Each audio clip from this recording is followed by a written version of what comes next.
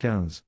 Technique de la volonté pour faire face aux difficultés de l'époque, l'intensification de l'obscurité, le chaos psychique, l'attaque des adversaires, auquel le mental humain a inconsciemment ouvert tout le passage, pour rassembler les énergies et faire à partir d'elles un flux inaltérable apte à soutenir ceux qui vacillent, à dépasser les moments de tension et à retrouver l'élan au-delà de l'épreuve affrontée, il est fondamental de constituer dans l'âme une région autonome de la volonté.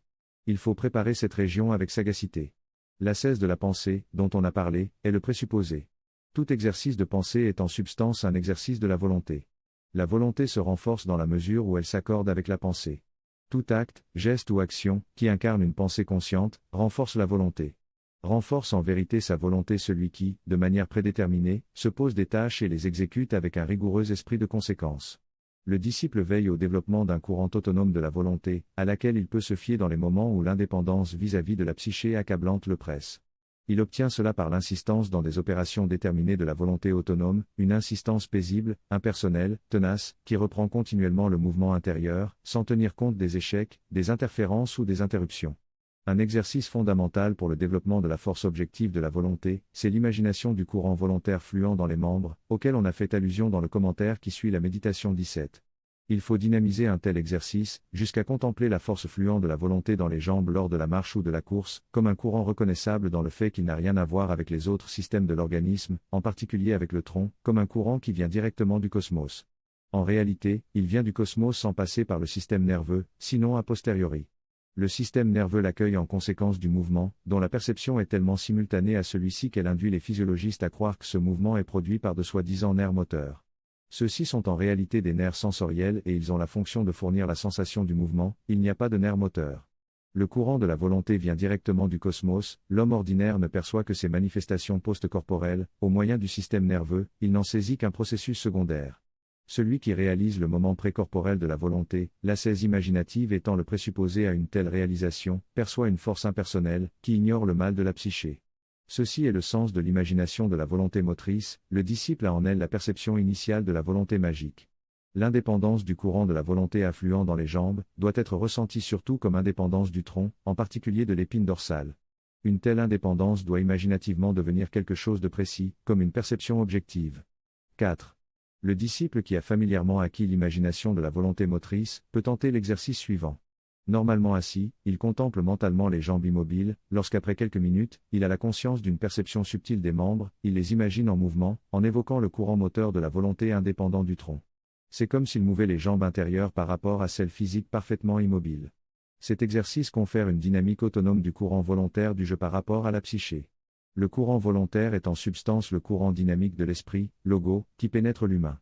En tenant compte des règles concernant les postures du corps aux fins de la méditation, le disciple qui maîtrise déjà l'exercice de la concentration, peut se servir, pour la contemplation de la volonté, de la position du corps conseillée pour les techniques opérationnelles, voire modalités pratiques, 5e paragraphe. Face à toute situation accablante, physique ou psychique, au cas où ils le reconnaissent nécessaire, le disciple peut réaliser l'insaisissabilité absolue, comme possibilité de la volonté de manifester directement le jeu. En substance, le sujet intérieur réel, s'articulant dans la volonté, qui est son véhicule immédiat, ne peut pas être impliqué dans le trouble, parce qu'il en est essentiellement extérieur. Chez l'homme ordinaire, le sujet intérieur ne peut pas avoir conscience de son propre élément volontaire, parce que celui-ci n'est pas sensible et se soustrait au système nerveux qui n'en perçoit que les manifestations. L'élément volontaire n'est pas psychique ni dialectique, c'est pourquoi le sujet ne peut pas l'articuler à l'encontre du malaise, il s'identifie avec celui-ci au point de le subir jusqu'à la crise qui sollicite aux fins de guérison les forces organiques de base, mais au prix de leur usure. Le corps physique finit toujours par être le bouc émissaire des erreurs de la psyché. La technique de l'insaisissabilité est la suivante.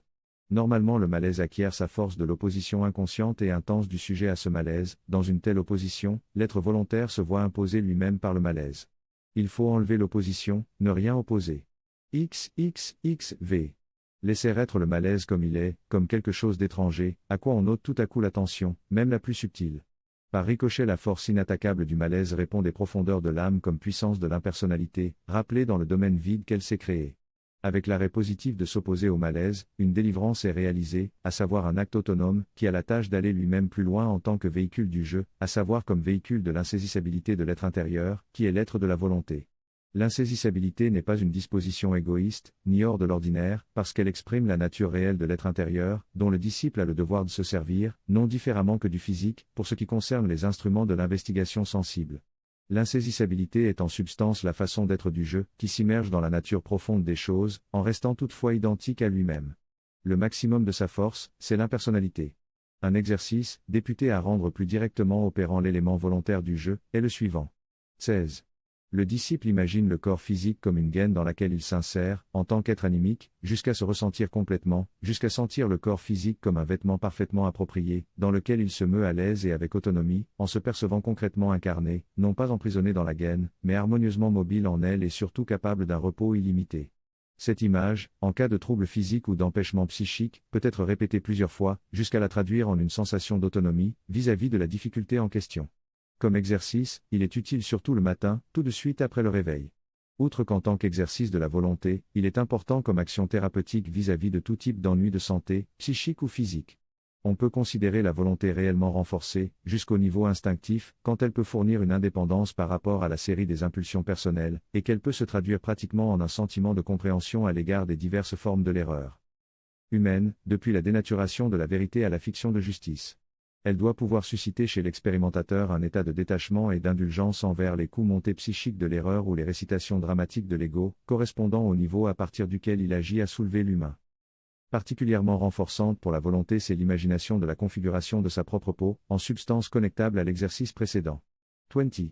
Le disciple s'exerce à ressentir la forme de sa peau, les limites de son propre corps physique, on se fait une image complète de la superficie cutanée, jusqu'à la percevoir comme une entité unique. Quand cette image devient vivante pour lui, il peut sentir dans la forme de la peau la présence de la volonté cosmique. En réalité, là où finit la physicité corporelle, commence la vie du corps spirituel vrai. Ce dernier est réfléchi dans le corps physique, il est je réfléchi, psyché réfléchi.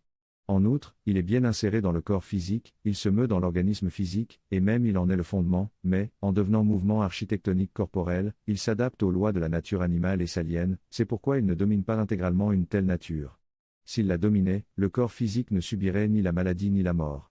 Le disciple parvient à solliciter, aux limites du corps physique, le corps spirituel libre de la physicité et pressant en elle.